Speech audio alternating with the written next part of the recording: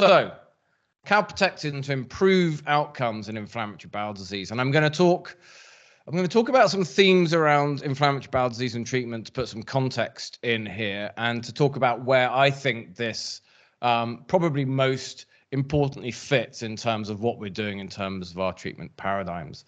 These are my disclosures. I have no commercial conflicts of interest with anyone that has anything to do with calprotectin whatsoever, including Calpro. So inflammatory bowel disease, we have recognized for 150 years. First described Crohn's disease in Scotland, in fact, in 1913. Beryl Crohn describes it formally in 1932. We've seen it in the north of Europe, in North America, in China, the Far East, everywhere around the world. In fact, now we are seeing a lot of inflammatory bowel disease. And in Scotland, where I hail from, actually I'm from London, but I've been in Scotland 20 years now, so I'm almost a Scot. That will be put to the test tomorrow evening when England plays Scotland in the Euros. My daughter is 16 and she is football mad, and she is a proud Scot. So we might have a big family row tomorrow. Nonetheless, I have been here for 20 years, living here in Edinburgh. And we've spent a lot of time in the last 5 years putting together all our IBD patients into our Lothian IBD registry. This is the key stats from that. You can see that most people are in their middle ages and older ages here on the bottom right. And in fact, when you get older, IBD already affects 1% of the population. And if you look at kids, it's actually a tiny percentage proportionally as a prevalence. But if you take it all together, the point prevalence from 2 years ago was 0.78, and we know that's going to go up to over 1% within a decade. So, inflammatory bowel disease, chronic, devastating inflammatory bowel conditions. They're chronic, they're incurable. There is a dysregulation that's going on in the gut. And at the process, what is happening is that inflammatory process is leaching inflammatory cells, most notably neutrophils, into the gut lumen, and of course then lots of calprotectin. What does this mean for an individual patient when they get IBD, when they have disease evolution, which I'll talk quite a lot about this morning? It means they get symptoms. It means they get symptoms not just in their gut, but they also unfortunately get extraintestinal manifestations and marked psychosocial impact from a chronic debilitating illness. And this is important because IBD affects young people at its onset. So I've shown you how it affects people now in terms of age, but these are our data, and if you look, actually most people are diagnosed as teenagers in their 20s or their 30s, although it can be diagnosed at any age. And we see it anywhere in the world. I've talked about this briefly already, but this incredible epidemiological shift that we're seeing in IBD means that it is a truly global condition. Parts of the world that have low incidence rates now are seeing those incidence rates accelerate. So here, if you look at the second column along, this is the acceleration of incidence. This is what we're seeing now in China, in the Indian subcontinent, in South America. Whereas in North America and in most of Europe, we're in this phase of compounding prevalence. Mortality, thankfully, is not increased. Incidence is 4 times higher than mortality per year. And so while the incidence is stable, as you can see by this line at the bottom, the prevalence goes up and up and up, and that's why the patients are getting older. The shift in the epidemiology has made me and many others think very hard about what's going on. The environmental drivers of this are probably not only critically important to disease onset, but also to disease course over time. And this is something that I'm very interested in studying actively and looking to see how some of these factors also correlate with fecal calprotectin levels in inflammation in our patients. The genetics, I won't talk about too much today. This is where I started my research career in inflammatory bowel disease. Needless to say, it's very important as a contributor in Crohn's disease and ulcerative colitis. And we've learned a lot about disease biology by studying the genetics, as we have the gut microbiome. And calprotectin is a very useful way of controlling for inflammation in the gut when you're doing studies of the gut microbiome. So in our big PREDICT study, for example, what we are doing is that we are trying to drill down on what is happening in the microbiome when patients are well that leads them to have a disease flare. And to control for residual inflammation, we measure everyone's calprotectin at the start. So that allows us to do that in a more controlled process. It's imperfect, but it's the best we've got. And we'll, of course, talk some more about the use of that a bit later on today. This is all so very important because IBD consists of Crohn's disease and ulcerative colitis, but we have highly heterogeneous phenotypes. No two patients are the same. And for us, that is actually the big joy of looking after patients in the clinic, although it is also one of the challenges, not least because treatment failure and disease progression are very common indeed, such that the traditional model of people having periods of flare and periods of remission is largely wrong, because the disease continues in the background if left unchecked, particularly in Crohn's disease, where I think this is so very, very vital. You get progression of bowel damage over time. So let this play again. You see the traditional model, symptomatic flares, periods of remission, but in the background, uncontrolled inflammation leading to strictures, fistulae, abscess, surgery, progressive bowel damage over time. That is the challenge that faces us. Such that for an individual patient who ideally would go into remission and stay in remission forever, we have these triggering episodes that lead to disease flares, and the disease flares will frequently, if we don't deal with it properly, lead to uncontrolled bowel damage over time. And that then becomes irreversible. It's obvious if you've had a surgical resection, perhaps less so if what you've got is scarred segments that are less functional and causing significant problems. One of the things that my team are working on a lot is trying to work out how we can predict what will happen to who, when, with IBD. We don't have good predictive models really at any stage of the disease. Who will get it? What will happen to them in terms of disease course, in terms of response to treatment, in terms of flares, etc., etc. And because we're not predicting very well, we're largely operating in reactive mode. And operating in reactive mode, if you react to symptoms, is rubbish. That is the crux of the issue. And so that's why our reactive mode needs to take into account inflammation. And of course, that's where calprotectin fits in, and we'll come to that in a minute. So here we go. I've shown you my timeline already. You'll see this a few times. Just orientate yourself once more. This is a hypothetical individual patient who at birth has their inherited DNA, microbiome stable within the first year of life. There are probably priming events, a preclinical inflammatory state, and then some kind of trigger that leads to the development of IBD. A theoretical blue dotted line that signifies symptoms that break through. They get symptoms. Hopefully, we make a rapid diagnosis. But what next? Two people at this point could look identical but have very different disease courses. Ideally, this is what happens to everyone. And actually, if we could get to this point for most of our patients, then we would be doing very well. And actually, what I teach now and what I will show you today is that if we can do this at diagnosis in most of our patients, which we possibly can now, then actually that changes things very substantially for patients over time. Of course, most patients are somewhere down the line of this model already.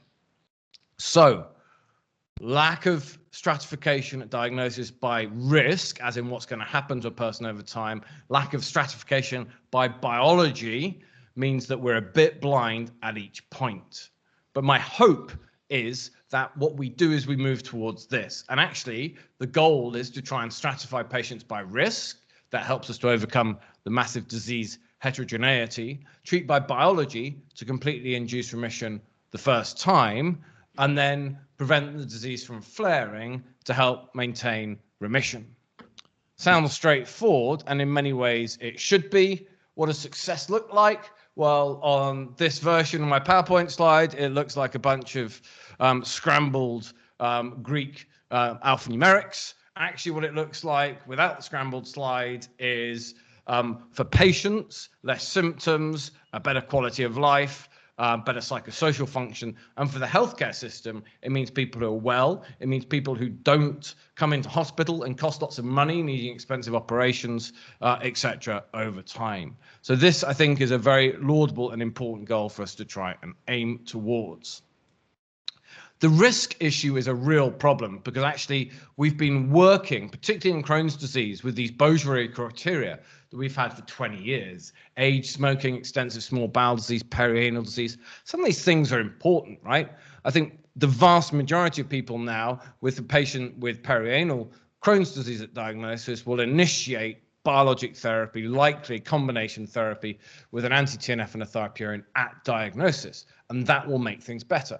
But with these other factors, how does that really help us distinguish between two 20-year-old men, for example, depending on how much small bowel disease they have? How should we treat who, where, and when? And this is a failing of where we are currently at, as is actually our ability or lack of ability to treat by biology, because in the current era, we have new drugs, which is great. We have now multiple effective MOAs, so we have different drugs that work well and that work by targeting different pathways, different biological pathways, but we're largely slightly blind. We don't really know which patient to give what drug to, and largely we just go by rather blind algorithms or treatment pathways that typically start with the cheapest drugs first. And that's something we can now do because we have biosimilar drugs, which I'll mention briefly in a bit, but that have dramatically decreased the cost of biologics. But this is our treatment landscape in IBD. Steroids are still used. They are still important, but we should limit their use and definitely not using them for maintenance. Of course, thiopurines and methotrexate, which largely now we only use in combination with anti-TNFs, which we use a lot because they are cheap now. And the problem with anti-TNFs is immunogenicity. So these thiopurines and methotrexate help us with that. And now we have newer drugs and increasing numbers of them coming too. I'm not going to talk about this very much, but suffice to say, we have a lot that we are currently trying to unpick at the moment. And this is where a vast amount of the biotech and pharma interest is. What drug for what person and what time? Do we use precision medicine approaches where we look for biomarkers to say, right, target A is elevated, give drug X? Well, that would be great, but it's failed so far. Or do we go with studies like Varsity and Seaview as head-to-head studies? How much do we use biosimilars versus new molecules? What's the role of biologics versus small molecules? What about combining therapies? Lots of very, very interesting questions here and a lot of interest moving forwards that will need very carefully controlled RCTs to get us there. And of course, Calprotectin is a very important part of all of those now as a biomarker that is, I don't think a single phase 3 RCT would go ahead now without Calprotectin measured along with CRP. The final phase of this is preventing disease flare. We're incorporating Calprotectin into our big PREDICT study where we have 2,500 patients recruited in remission, a very deep dive into environment, genetics, and the microbiome. We're then following them longitudinally. We'll have this readout in about a year's time now, looking to see how these baseline variables impact on disease flare over time. We're looking at diet as a big factor, the environment, genetics, and the microbiome, what associates with and predicts disease flare. And in so doing, every person at baseline has a Calprotectin sample collected at the same time when we do their stool test for microbiome. And this is really neat, actually. So we've got this big group of the cohort where we've got 4-day weighed food diaries, and then on day 4, samples for microbiome analysis and for Calprotectin.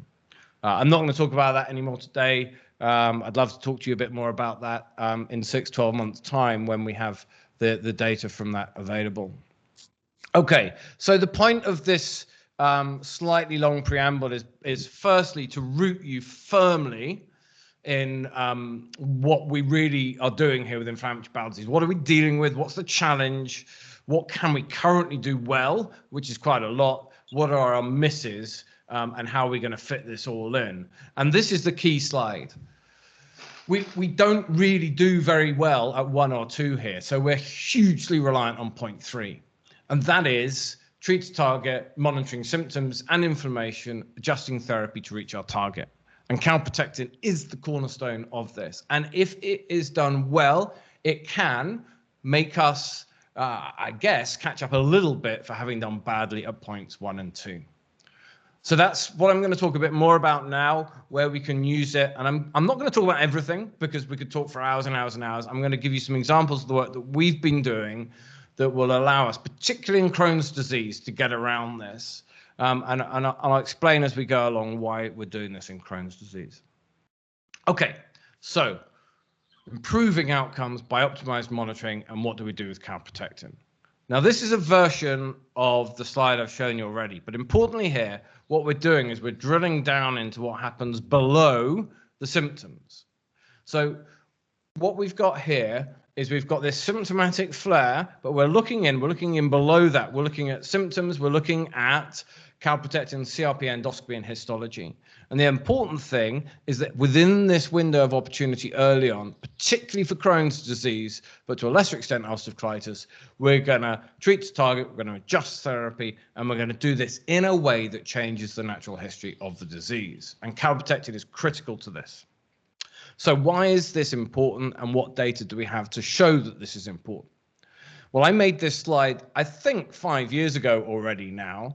What it shows us is that with all the key anti-TNF phase 3 RCTs, so you've got everything from Precise with certolizumab to Sonic, of course, with infliximab to Charm with adalimumab, Diamond with adalimumab, etc. What you see is that when patients with Crohn's disease had a shorter disease duration on the x-axis here, the proportion of patients that were in clinical remission was much higher.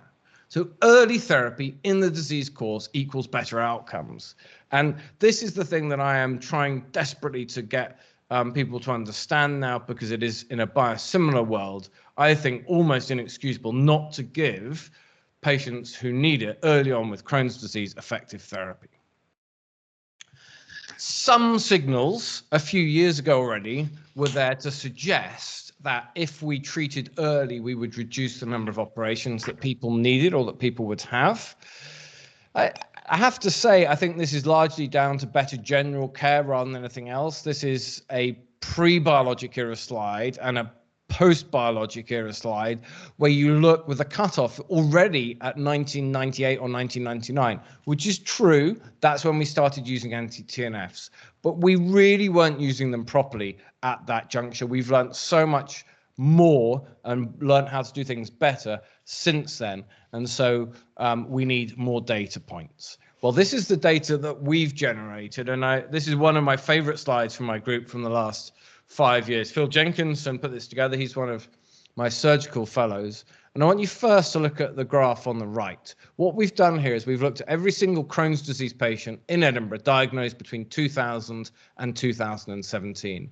And we split them up into 4 groups dependent on when they were diagnosed. So you've got a group from 2000 to 2004. We then go 2005 to 2008, 2009, 2013. You get the idea. Now, I started working in Edinburgh in 2001. And I started working in IBD as a clinical fellow in 2003. So this is the blue line along the bottom here. It's very slowly going up. And the mantra, honestly, was patients had to earn their right onto a biologic. We got a bit quicker after that, that red line, 2005, 2008, a bit quicker again, 2009 to 2013.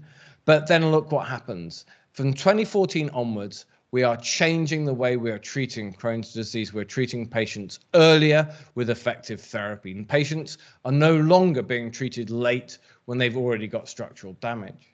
And now, so if we look on the left, we can see how this has translated into better surgical outcomes.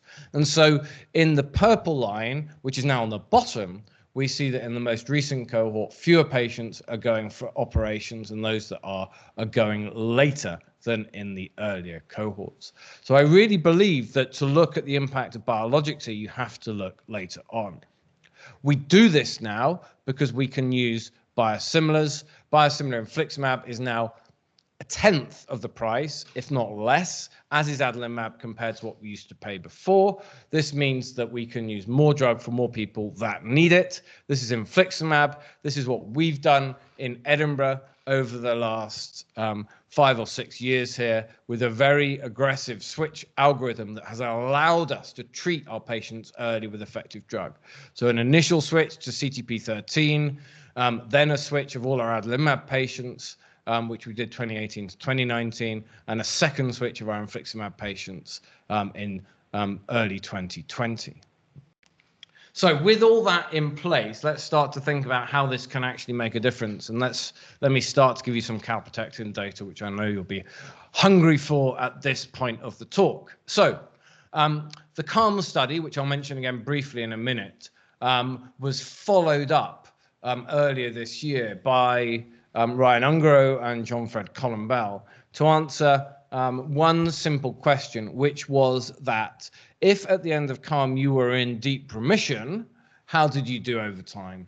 And they showed very nicely here, I think, that when you were in deep remission, which is the blue line at the top of this graph, your chance of disease progression in the following couple of years was much lower than if you were not in deep remission. And this is very nice data because it's very tightly controlled data from a randomized controlled study that we'll talk about briefly in a minute. So deep remission means that a patient is free of symptoms, but it also means that a patient has mucosal healing. Of course, to define deep remission, we need an endoscopy. We need a colonoscopy. We need to prep our patients. We need to book them in to a colonoscopy list, which is actually no easy feat these days because we're massively catching up post-COVID. It costs money for patients. It might not be their preferred modality. Patients maybe don't mind colonoscopy that much, but they hate bowel prep, and it's pretty inconvenient. And as I've shown you already, we have an aging population. So colonoscopy is great. Colonoscopy is not going anywhere. Colonoscopy is about to be turbocharged with the addition of artificial intelligence for inflammatory bowel disease readouts and scoring and for prognostication. But we can't do it every month or every week or even 3 times a year. We can probably do it once or twice a year. That's for us in Scotland, at least, and I think for lots of people in the world. So we need something that gives us a slightly different version of events. And calprotectin is still the best that we have here. What it is a calcium and a zinc binding protein predominantly found in neutrophils. In fact, neutrophils, the cytoplasm of neutrophils is stuck full of calprotectin. So if you get neutrophils in the gut, they then break down and the calprotectin is leached out into the gut lumen. It then provides a very stable influence in the stool, and it's stable for about 4 days, maybe up to 7 days. It doesn't come up later on, but I'll just tell you very briefly what we do in Edinburgh.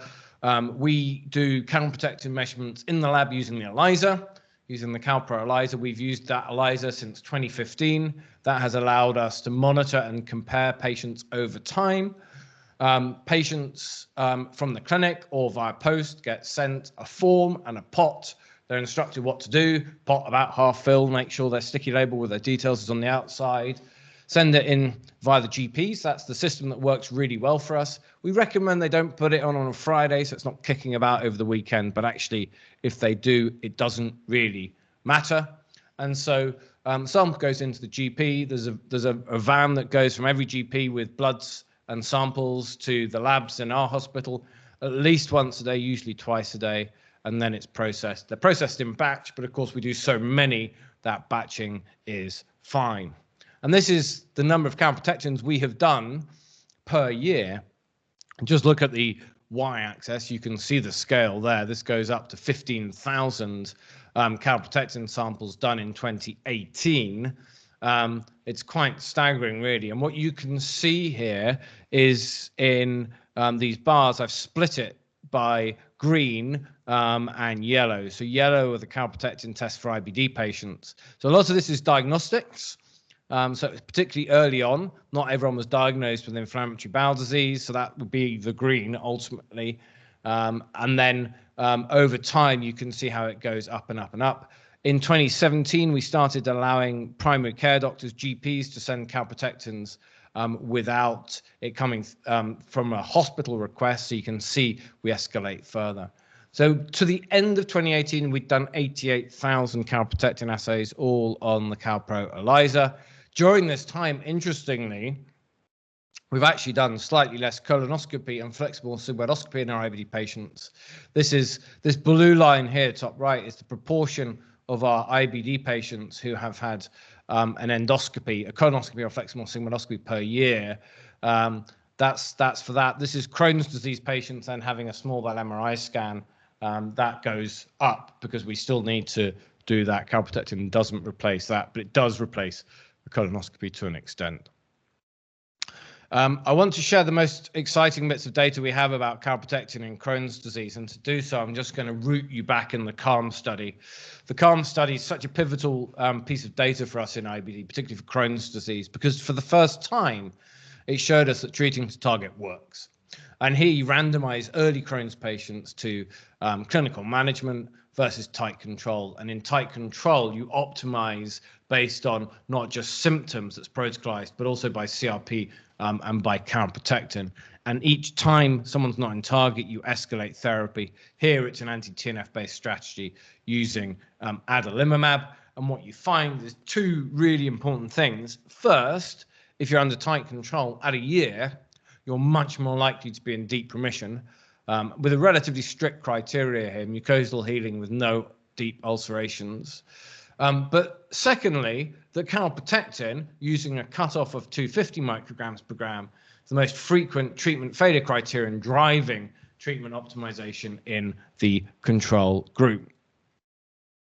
So we've been interested in this for some time. I've shown you how much calprotectin we've been using. I've shown you it's all on the same ELISA.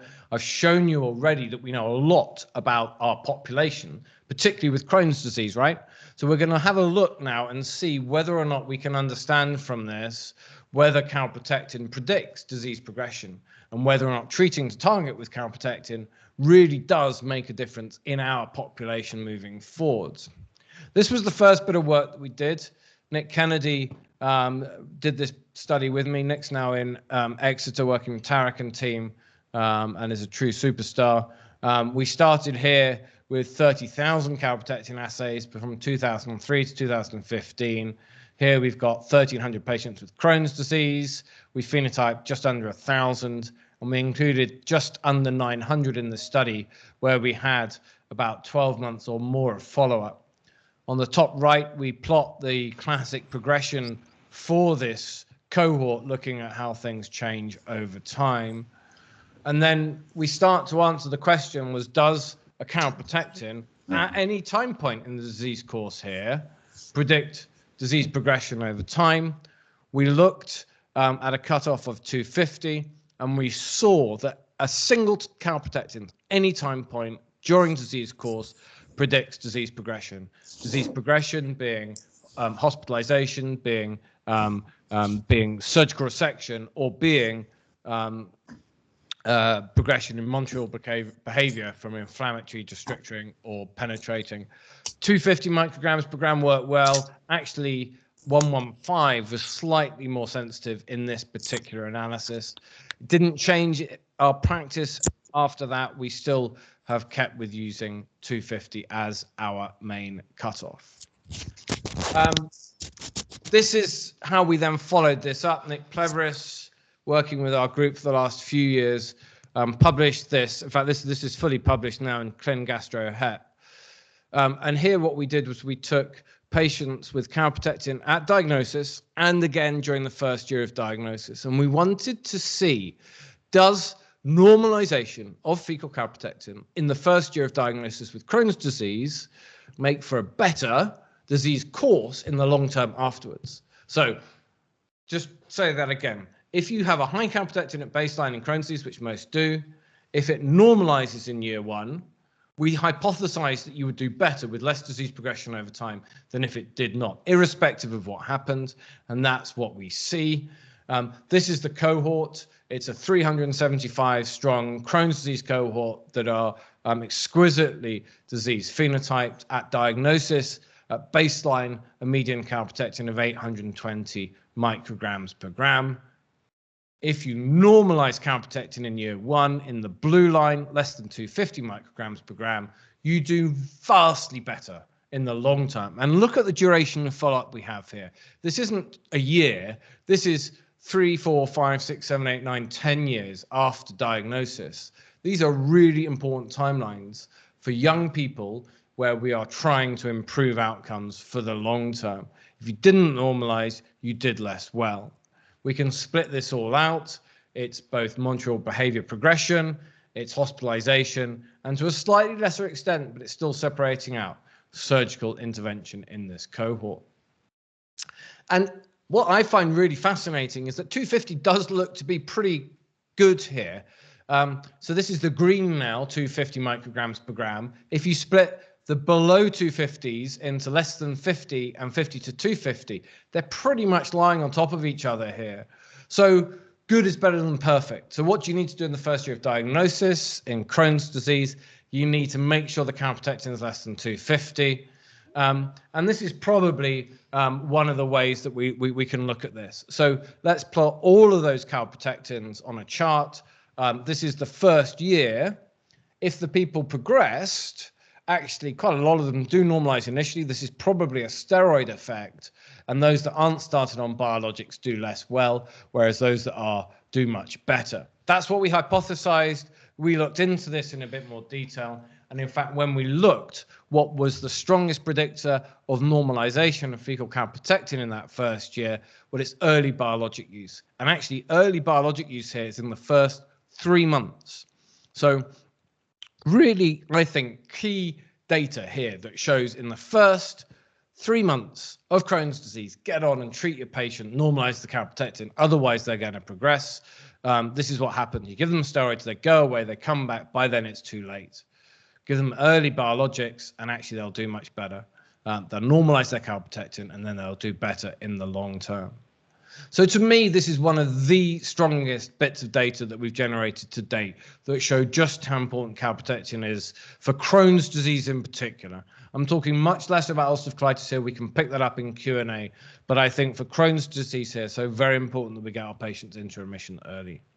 We're following this up in great detail now. I'm looking now to try and really understand how the cumulative inflammatory burden works over time, how different surgeries affect, how different treatments affect what's happening with the calprotectin and disease progression, and whether or not we can start to build true predictors for our patients. We're starting to model this. I've got a mathematician now working in the group.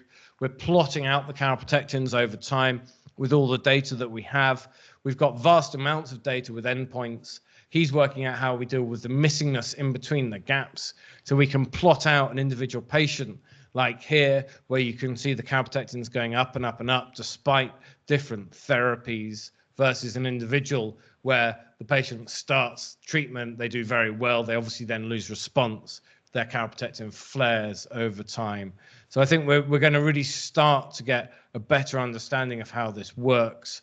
We're going to look to see how we can incorporate these data first into a sophisticated modeling algorithm over the next year or two, and then probably work to incorporate this into a therapeutic tool to help monitor our patients over time.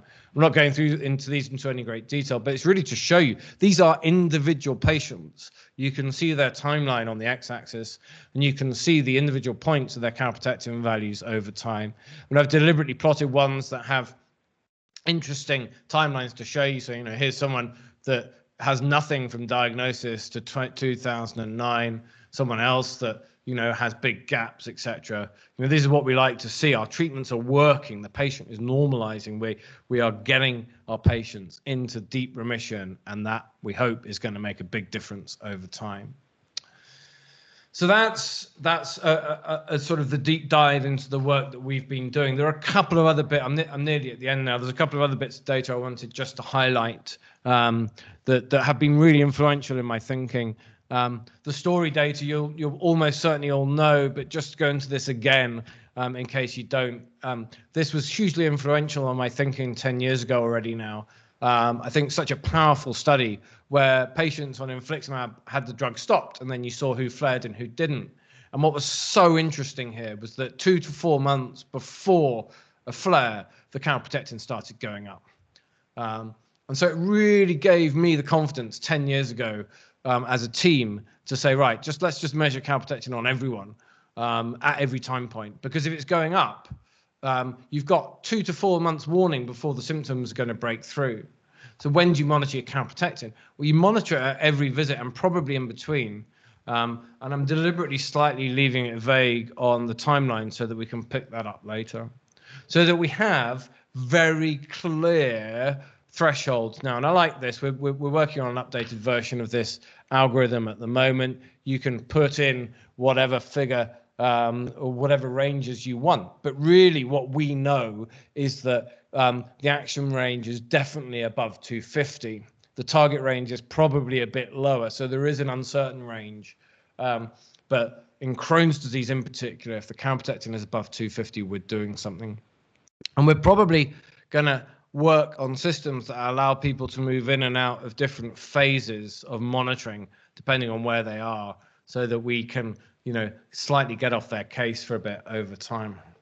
Of course, calprotectin is not perfect. Now, would you start from scratch using calprotectin as your biomarker? You probably wouldn't, actually, but we know so much about it now that I think that is its biggest strength. We know where it works and where it doesn't. We know its limitations.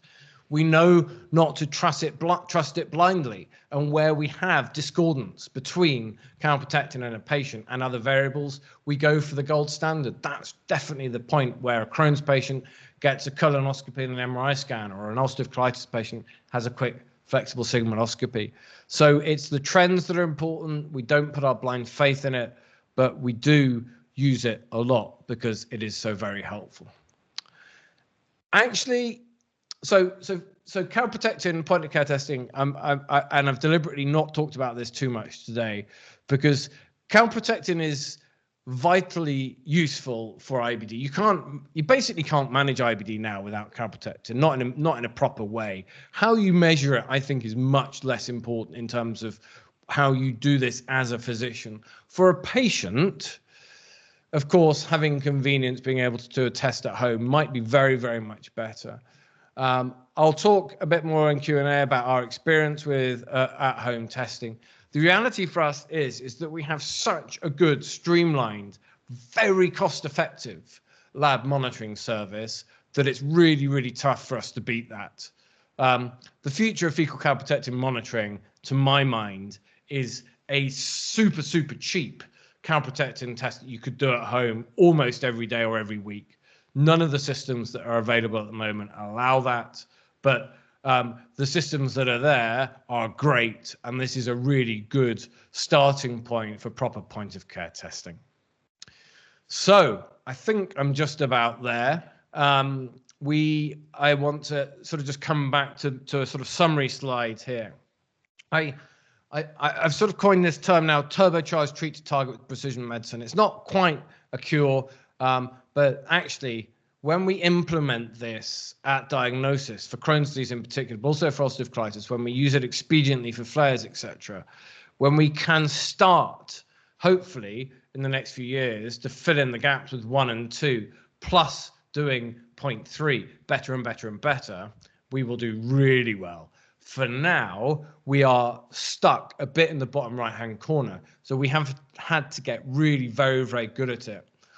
We need flexible solutions for different patient populations in different regions of the world with different challenges in terms of cost, in terms of healthcare infrastructure, in terms of patient populations, both in terms of size and all the rest of it. But at the end of the day, this idea of being very observant and vigilant for inflammation, because it's inflammation that causes damage in IBD. Symptoms, of course, are important to our patient, but it's the inflammation that causes damage, and damage that's irreversible. So we monitor symptoms, we monitor inflammation. If we treat the inflammation based on a target that's independent of the symptoms, we know that we do better in the long term. And that is where calprotectin fits in today. So thank you for listening. I look forward very much to having some questions now. Should have plenty of time for that. Gareth, Nick, Phil, Loran, Spiros, Matt, Laura, and Nathan are the key people who have done the hard work here. The Predict team is working very hard in the background, following our patients up over time. We are working hard as a group to improve outcomes for people living with IBD. It is a simple mission statement, and one that I think we all probably share as a laudable goal. And I'll leave you with a nice sunny picture, not quite on my balcony view, but not far around the corner of Edinburgh today. Thank you for listening.